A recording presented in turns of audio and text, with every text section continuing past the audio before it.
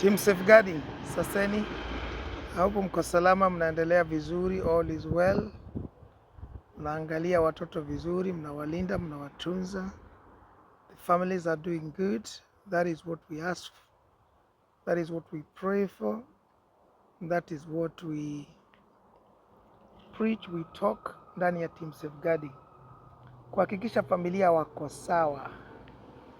Tuko vizuri, husband and wife, young people, children, in-laws, wote tuko sawa.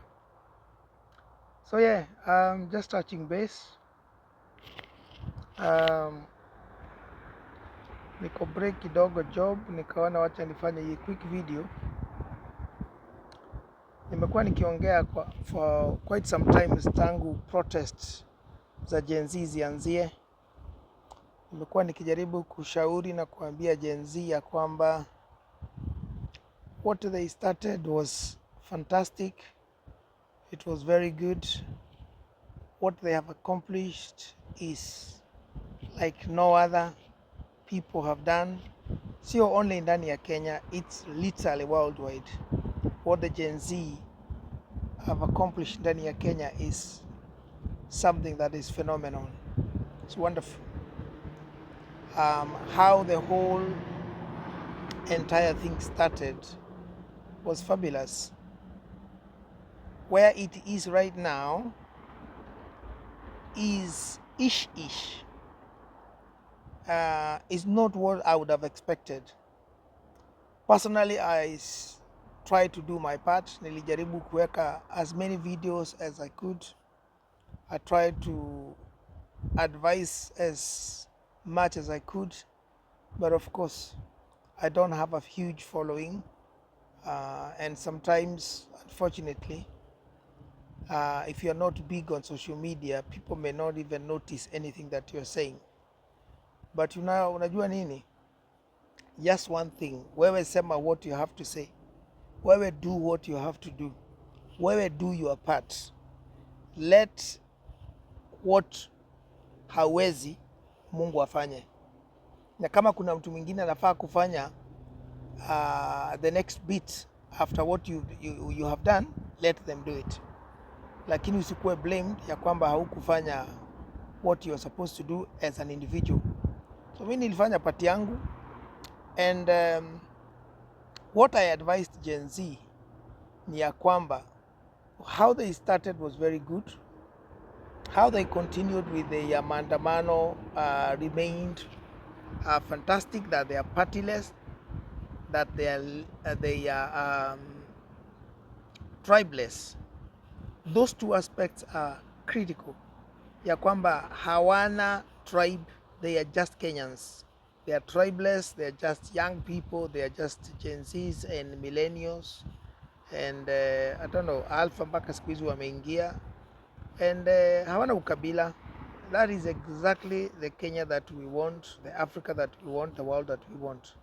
People who are not, bothered along tribal lines, along ethnical lines, along hata kama ni country lines. No, you just, if you are a young person, you are a young person. You care about every other young person, every other individual, not based on where they come from, the color of their skin, the accent they have, the nationality, their religion. You just don't care. That is fundamental. And that is what we tell young people to aspire to be. Also, the issue of that they are partyless is also very good, because again, a lot of times we've seen watu wakianguka, unaanguka vibaya, unaanguka nayo, because wewe ni mtu wa this party na the other one is from this party, then things go wrong. So again, that is key, that they remained partyless. However, I try to emphasize this a lot. It was critical at some point, because they also were leaderless. They said they did not have any leader. It was just all the Gen Zs coming up and organizing themselves, and they did not have particular leaders who are leading them, who are guiding them, who are telling them what to do. so ni wao wote ndio walikuwa wanafanya what they wanted to do. I said that was fine, but then I said at some point that was not going to work. They are going to need to have leaders of some sort, because no movement whatsoever in the world has ever amounted to anything, has ever gone anywhere, has ever become anything without leaders. There is nothing that can manifest, that can make a difference, that can have a huge impact without people leading that movement, that group, that party, that home, that business, that enterprise. Leaders must be there.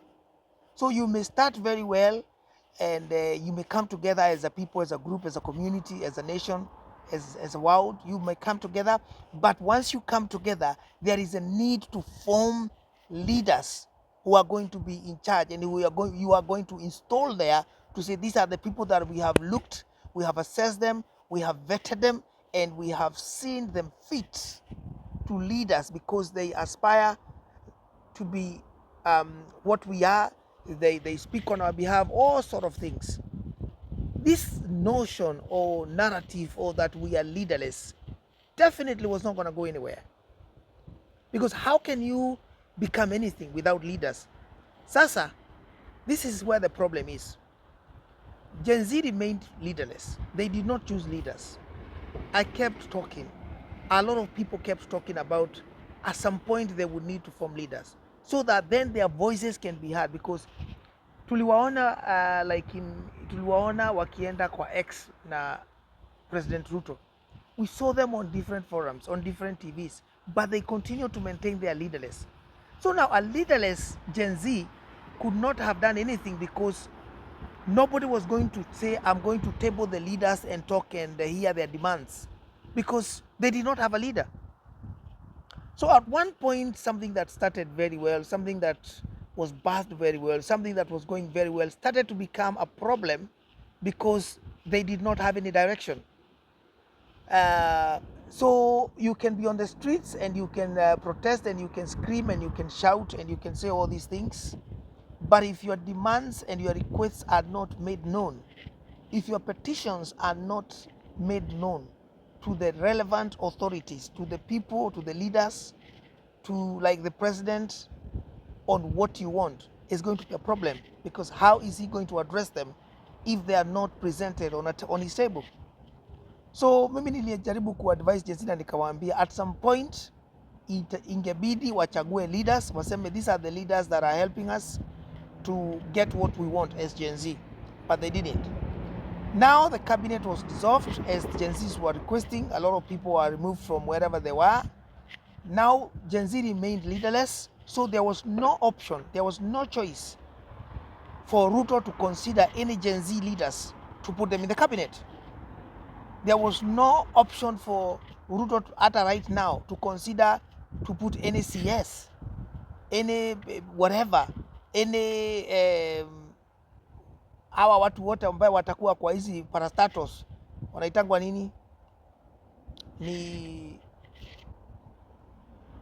anyway, mpaka saizi Gen Z hawana anywhere, hawako na any leaders ambao wanaweza kusema these are our leaders. Tungetaka wakue kwa tungetaka 1 or 2 CSs, tungetaka these other leaders here, tungetaka an MP here, tungetaka this person here, tungetaka, they don't have.